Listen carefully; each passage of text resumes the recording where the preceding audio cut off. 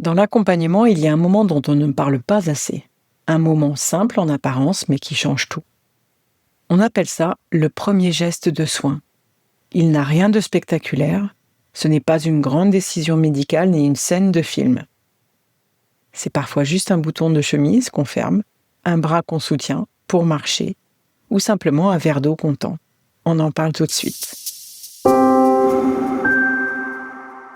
Bienvenue dans la saison 5 de Sweet Papy Podcast. Et si je te disais que dans l'accompagnement de fin de vie de nos proches, il existe parfois des instants comme suspendus, où tu découvres une force en toi que tu ne soupçonnais pas. Alors avant que mes souvenirs ne s'effacent, pendant 60 jours, j'espère devenir ton miroir. Celui qui éclaire tes choix, tes fragilités, ta façon d'aimer, que tu sois aidant ou professionnel du soin. Alors abonne-toi pour ne rien manquer de ces instants de passage. C'est un passage initiatique où l'on découvre qu'on n'est plus seulement la fille, le fils, le conjoint ou l'ami, mais on est aussi l'aidant, le soignant. Et si ce geste, si petit soit-il, il bousculait tout. Oui, il réveille des émotions assez contradictoires, tu vas voir, on va en parler. De la tendresse mêlée de gêne, de la fierté mêlée de peur. Parce qu'à travers lui, ce n'est pas seulement un corps qu'on touche, c'est une confiance qu'on reçoit et une nouvelle forme d'amour qui s'invite dans la relation. Papy, je me souviens de ce premier geste. Je n'étais que ta belle-fille. Un petit détail. Mais t'aider pour la première fois dans ta dépendance à boutonner ta chemise parce que tes doigts tremblaient trop ce matin-là, pour moi, ça a été un véritable basculement. Je me suis sentie maladroite, émue, un peu envahie par l'idée de toucher ton intimité. Mais toi, tu as souri.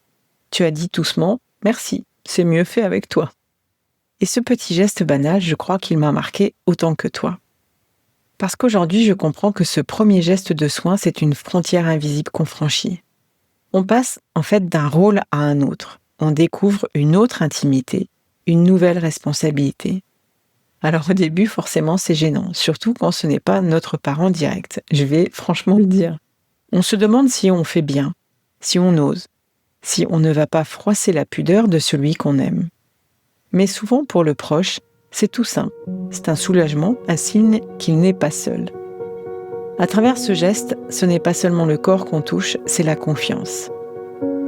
Cela peut créer un mélange d'émotions, la gêne, peur de mal faire, mais aussi fierté et proximité renforcée.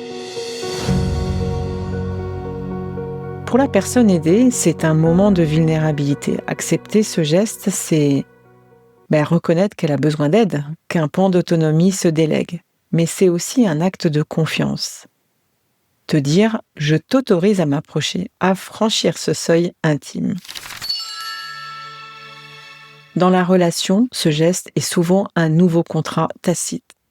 On ne fait plus seulement ensemble, on prend soin l'un de l'autre autrement.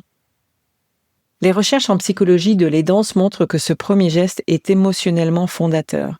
Il crée une mémoire commune qui marque la clé de la relation. Quand il est vécu avec respect et douceur, ce moment peut devenir un point d'ancrage positif.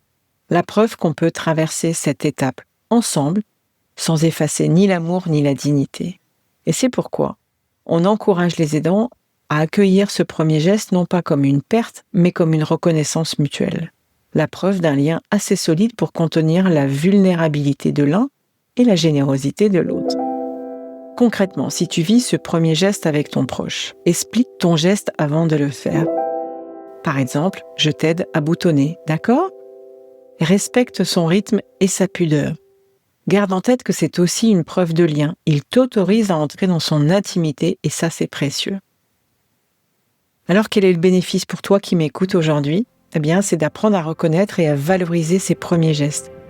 Non pas comme une perte de rôle, mais comme une preuve de confiance et d'amour renouvelé. Voilà, c'était notre moment du jour. Et une fois de plus, si toi aussi tu as une histoire avec ton proche, ou avec un patient, ou avec un résident qui t'a marqué, rien ne t'empêche de venir le partager avec moi. À demain! Si cet épisode t'a touché, inspiré ou donné des pistes pour mieux appréhender les imprévus de la vie, je t'invite à aller plus loin, N'hésite pas à t'abonner à Sweet Papy Podcast pour ne manquer aucun des prochains épisodes, remplis bien évidemment de bienveillance et d'histoires inspirantes. Et puis partage s'il te plaît cet épisode avec quelqu'un qui pourrait en tirer des enseignements précieux. Et surtout, si tu souhaites discuter de ton propre parcours d'aidant, échanger ou découvrir des ressources pour t'accompagner, n'hésite pas à réserver un appel découverte avec moi via le lien qu'il y a dans le descriptif de l'épisode. Sache que ton histoire, ton expérience et tes questions méritent d'être entendues. À très bientôt et prends soin de toi.